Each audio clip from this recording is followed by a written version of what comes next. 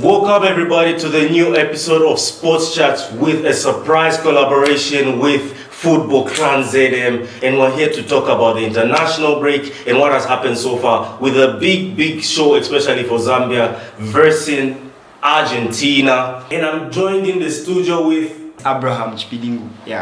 Yeah, and my name is Lubono Mwanavalea, and indeed, it's an honor to finally feature on Football Clan because indeed we are a football clan. Yeah, exactly. Yeah. Growing the clan is what I want to do, spreading our football take as a nation on football, what we feel about football, because many of the times we listen other opinions of other countries, their football takes, and it's our time to also have our voices heard on our football takes and our football culture, because Zambia is a footballing nation after all. Yes. So we get on to the national team versus Argentina. What are you looking forward to in that game? Yeah, so basically to start off, once you hear Zambia versus Argentina, people are asking questions saying, are we going there for sightseeing or actually participating, bringing the game to Argentina? Yeah. Because if you check the previous game between Argentina and Mauritania, like the one which ended like 2-1 in favor of Argentina, even though Argentina won, people were saying no, they were playing poorly and stuff. So my question is, are we like Zambians expecting the same game from Zambia, like to play at that high level, or maybe we're just going there,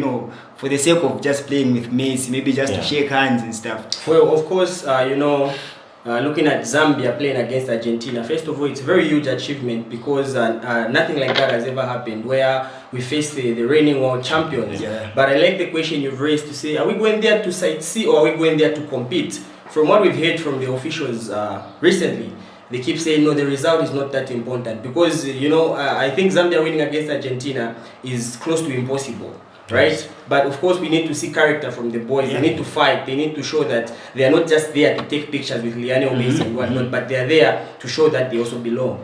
In my opinion, what I think about this game is Zambia has never been on this stage of a World Cup. We have lacked World Cup experience. Being African champions, I think we're the only African champions to fail to go to a World Cup. And playing with Lionel Messi should wake us up to say this should be our level because we are a world champion. Most of us have experienced the African Cup of Nations. So being on that level should wake us up for the next Africa Cup. At least we should get to a semi-final. Then going to World Cup qualifiers. This channel will also see that journey for Zambia going to the AFCON and possibly a World Cup because we want to see our nation at the World Cup stage.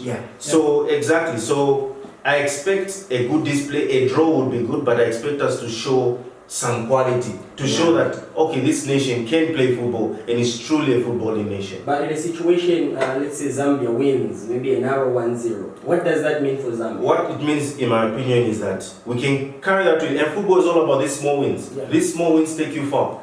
These small wins would mean Zambia can now threaten in the qualifiers. It will give us motivation for the qualifiers that we can qualify. We can go to the next stage. We can show that we can win these games, and in the next coming AFCON we can exceed, because this AFCON we came out in the group stage. We shouldn't, as world champions, we shouldn't be coming out in such stages. Semi-finals, finals should be our bare minimum. I like the point you've raised because talking about winning, of course Zambia is also winning in the Four Nations tournament which is being held in Botswana. Zambia edged Malawi 9-8 on penalties. And you know what? Speaking on that matter, before the match, the head coach of Malawi was like, we are at a disadvantage because what do you mean we are playing against a side like a Zambian side which is like full of under 21s? So if we win, people will go like, you just won against an under 21 team. And then if we lose, people like, why are you losing to an under 21 team? But on the matter on the international break, we go to the games that has happened in the international break with the big one. France displaying their attacking prowess. How can they be stopped? They look clear favorites for the final. So what's your take on France? No, France has been quite dominant, I think, for close to a decade now. Because bear in mind that this is a national team that's made it to 2 World Cup finals consecutively. So this just shows you that this is a team that means business. Right? And we've seen this time around, they're scoring goals for fun. Exactly. And we saw their Team B recently, just like Zambia, where they have Team A and Team B. But their Team B exactly doesn't even deserve to be called a Team B because I think France can win the World Cup with Team A or with Team B. That's how good that team is. Yeah, and speaking about France, even the coach is even like delaying to make the final list, like the final squad, which will make it to the World Cup. Yeah. Because if you see, like the team is full of quality players. Look at the players which like. Yes, the players which have selected like the 25-member squad, right? Yeah. It's all good players. And then there are other players which they left out, like out of the team completely. But they are also good players. I think France can take it home. France can take it home. They're looking like clear favorites. But for me, the thing is, whenever we have a team that is super powered, something always happens to them. A crazy upset happens. A team will sit back against them and they'll break them on the counter, and that's it. And then everybody will say, "Oh, look at the squad." But there are so many good squads. But so far in this international break, France takes the claim. Yeah. And going on into the Premier League now, because we're resuming the Premier League, we have Arsenal, who 11 players pulled out of the international break. You have Declan Rice, Saliba, Gabriel, Zubimendi, key players, Saka pulling out of their national teams. Are they truly injured, or are they bluffing? I like the fact that you just mentioned that these are key players, right? Yeah. And we know that Arsenal is chasing the league title. Yeah. So they're missing out on their key players. It's going to be quite interesting to see how exactly they are going to cope. What if they're bluffing and they just don't want to get injured in this international break? That's also a possibility, but I highly doubt it, because these are players that are patriotic to their nations first before they are patriotic to Really? any football. But you know what? One thing with Arsenal, I think these injuries might be real. Because you know Arsenal, like I don't know. You think 3 years of the names are setting in? They both win. This is Arsenal. History is a way of repeating itself. Yeah. So maybe we are seeing just exactly that this time around. Honestly, for me, I think they're just bluffing. They just don't want to strain themselves, because the nerves are getting, when you're almost closer to the finish line, and now it's now reality, so they don't want to risk it. So they're saving themselves for the club so they can push on with the remainder of the season. I feel like remaining with, I don't know, like 7 games. Yeah, so I feel like also, they might be using that strategy to like maybe play lesser matches for the international teams, then like go in fully. Talking about now, we go into Arsenal's rivals, Manchester City, who have an imminent 60-point deduction. That's the rumors about it. Spanish media came out saying they have 60 points around about.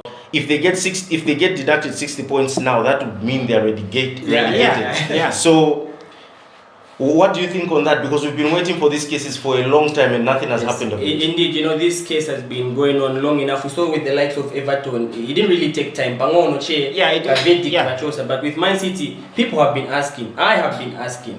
Why has it taken so long? And as a Manchester City hater, I would really love them, to end up in the championship. Oh, really? Indeed, Do you think it will disturb the integrity of the Premier League if a big team like Manchester City is not part? Or the Premier League is just too big of an organization to miss them? What some people will say it will distort the way people see the league, right? But another thing is that rules are rules. If you end up bleaching the same rules, definitely your points will be deducted. And it would be fun seeing Manchester City playing playing against Portsmouth. That would be fun. So which one would you prefer? The points deduction now or next season? Which one would make more sense? Because if they are given the points deduction next season, that means Man City will have to get 100 points to survive the Premier League. Because that would mean 40 points. And 40 points really means you're relegated. If they get it this season, that means automatically they're relegated. But it will make it fun for Man City to get 100 points for nothing, just to survive the league. Imagine Man City, we all know they've won 100 points, but they are in the relegation battle, which will be a very fun thing. And then we go into a rival of Manchester City again, Tottenham, who are in a relegation battle. They just sacked Tudor, and they're in the contracts of getting De Zerbi.